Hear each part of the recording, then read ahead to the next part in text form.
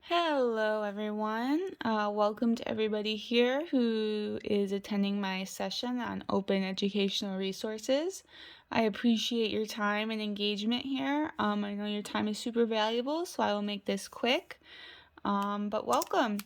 My objective here is to provide you with an understanding of what options exist for us as elementary school classroom leaders. And what we might expect out of those sites for students and for us as professionals. All right, open educational resources for elementary students and teachers. So what exactly is an open educational resource?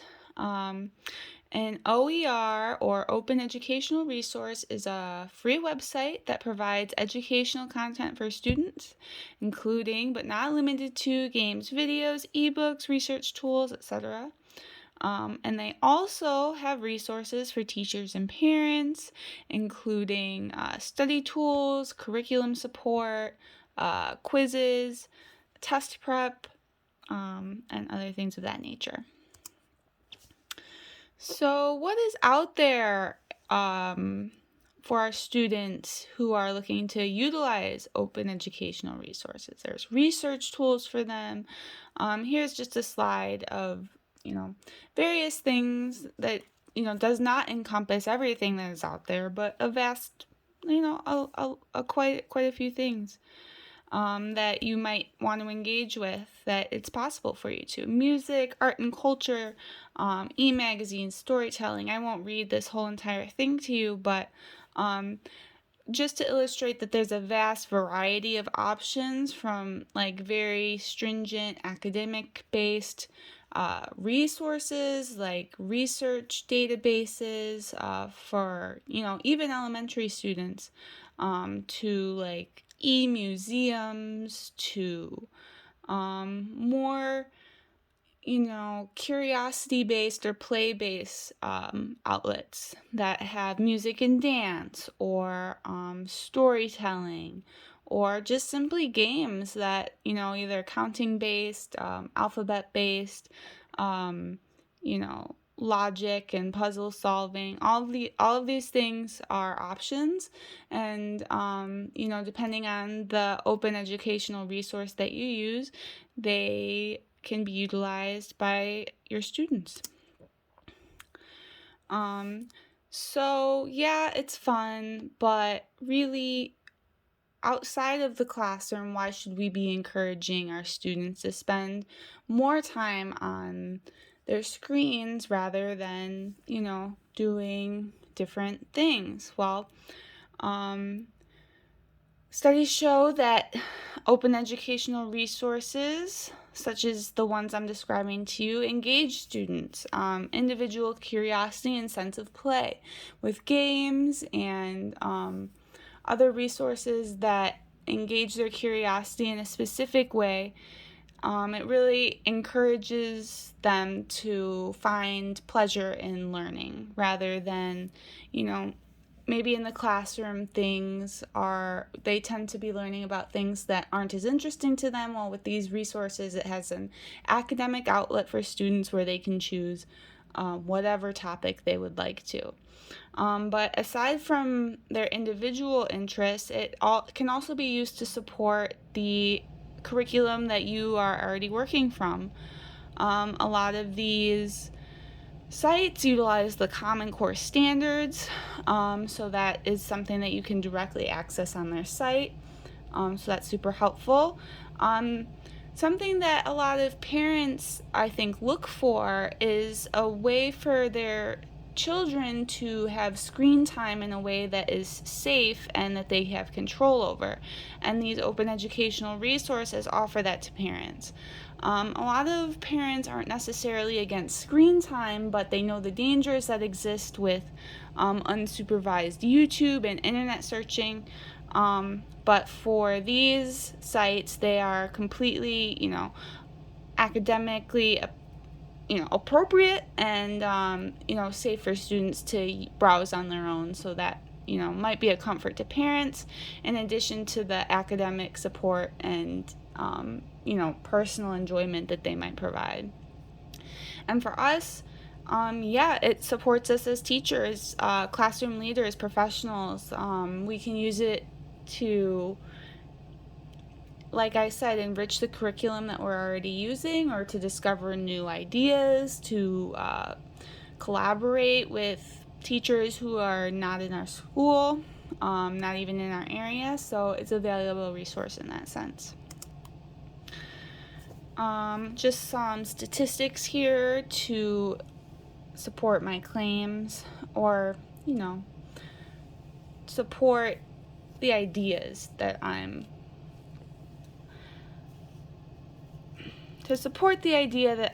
our students should be engaging with these sites. According to TechJury, e-learning increases retention rates by 25 to 60%, depending on the individual. Thinking Impact shares with us that in 2021, the use of collaboration apps increased by 141%, and 40% of student device usage was on education platforms. I include this, specifically the collaboration app percentage, I think is super relevant because, especially after the COVID-19 pandemic, I do not believe that these that e-learning and virtual learning in general is going away. I feel like perhaps for a while there was some thought that this would be a passing fad in education, but I think we're past that at this point. I believe collaboration apps and virtual education is here to stay. The first online virtual education course appeared in the 90s, and we've come a long way since then. I believe it's only going to keep growing, and to meet that challenge head on and jump on the bandwagon now, I believe would not only benefit your students, but benefit you all as professionals. And not only that, but 50% of elementary students enjoy using educational videos and games as a learning method. So not only does it support their learning, but they enjoy it as well. All right, here are some examples of some open educational resources that, like I said, all free to use. Depends on, each one is different. So PBS Kids, pretty straightforward. I think everyone can imagine what that one would be like. ABCYA is a gaming site for students that is entirely learning based. It's organized by game type, grade level, super intuitive for the kids. They'll be begging to use it. It's a great resource. National Geographic Kids is awesome. It has access to all of their magazines, which the kids can browse for free. They have videos as well, and super interactive, and high quality photograph, high quality information. It's a super fun and awesome resource for kids who are looking to learn about animals, space, lots of different things. Khan Academy is a pretty well-known website. They do online lessons about virtually any topic. Read, Write, Think focuses on language, grammar, writing. An excellent resource for that. OER Commons is not a child's resource. It is for adults. I will talk a little bit more about what they provide later on, but basically it's just a resource for teachers and education professionals to connect and share ideas. The Biblionasium allows students to read ebooks for free. Math Games is a math-based website for students, and the Smithsonian Learning Lab is a excellent open educational resource that is somewhat unique. You can share research on there. You can collaborate with other teachers, parents. You can do virtually anything. It's very unique. We'll go through that one as well a little bit later on. All right, so the first website that we're gonna browse through a little bit is ABCYA. It's one of my personal favorites. I've known students who've loved and used this every day for fun. So we can see at the top there is a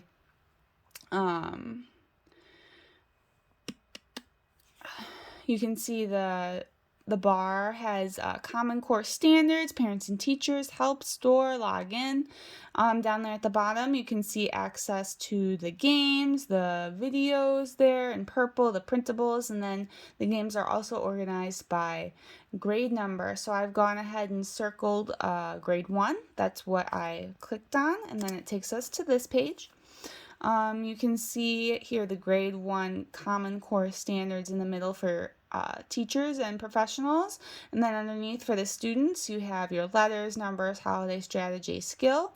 I've gone ahead and selected numbers. You can also see at the top in the bar if you accidentally clicked grade 1 but you meant grade 2, you can adjust that all the way up through grade 6. They have pre-K through grade 6 on here, which is super useful. So when you click numbers, it takes you to this page, a bunch of different numbers games. You can see in addition to little pictures that helps kids, who might not be reading totally yet, guess what they might be about. Underneath the title, it also has the age range or the grade range that it was intended for. And yeah, a super intuitive, easy to interact with site for the kids. They love it. It's a great way to get them to practice their skills in a fun way. PBS Kids, the second one. This homepage is actually catered to kids who can read and kids who cannot. Anytime you pass over, a clickable icon, it reads whatever it says to you. For instance, it'll read videos, it'll read games, it'll read PBS Kids out loud to you, so that even if you can't read, you can still access the site, which is a nice touch in my opinion. So I've gone ahead and circled the videos, aka clicked it, and that takes us to this page. You can see at the top they have buttons for parents, more activities that you can print out for your kids based on this video. On the sides there, you have access to not only the video that I've clicked on, this little girl, it's some sort of animation about her. You can watch live TV on PBS. You can watch other pre-recorded videos as well. You can pause, fast forward. You can see at the bottom here there are games about this character as well. So it's just, wholesome content, educational content for students. National Geographic Kids. You can see over here at the top bar, you can hover over, as I did there, and then it expands even further. So I hovered over Explore More and decided to click Books to see what they had for us there. And it takes us here. So they have the books organized by age group, preschoolers, elementary students, middle school. I've gone ahead and clicked elementary students, and it takes us to this page, a variety of book options. From fiction, it says over there, Izzy Newton and the Smart Squad, seems like an interesting little fiction book. Yoga Animals, Sharks and Sloths. I've gone ahead and chosen Sharks and Sloths, clicked on that, and it takes us to this page where you can read the book. You can zoom in on it to make it bigger. It has all the little pictures and information about sharks versus sloths. The Smithsonian Learning Lab. This is a resource for parents and teachers. You can see there at the bottom they have resources in Spanish as well. If you click Discover, it takes you to this page. This is where you can find any sort of data that you might be looking for, and they have it organized by type, whether it's an image file, an audio file.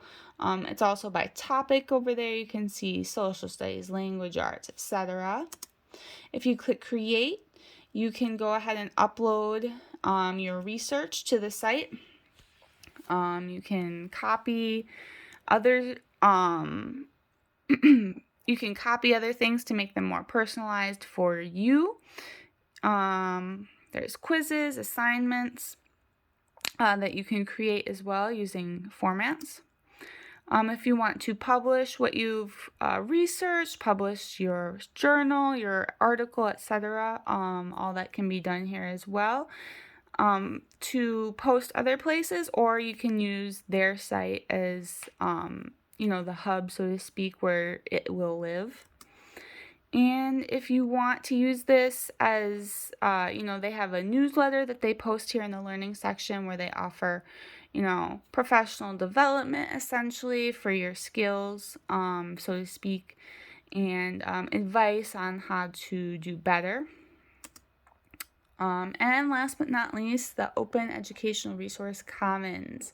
They also have a bar up at the top. If you hover over your resources, it redirects you to this page. You can see they have a variety of resources organized by material type down at the bottom and by subject up at the top. You can see labs and activities have over 12,000 materials. Lesson plans have over 9,000. So this is just a huge resource where you can find materials to support your curriculum, share those materials with other teachers, and discuss them with each other. Thank you for your time and engagement on this topic. I know your time is extremely valuable. I tried to make this quick and to the point. Now is a great time for you to ask any questions. Otherwise, I can provide you with my email, and you can reach out at a later time if you need help accessing these sites, if you want me to demo your students on how to access them, or any other issue or question that I might not have thought of right now. All right, thanks you guys. Have a great day. Bye.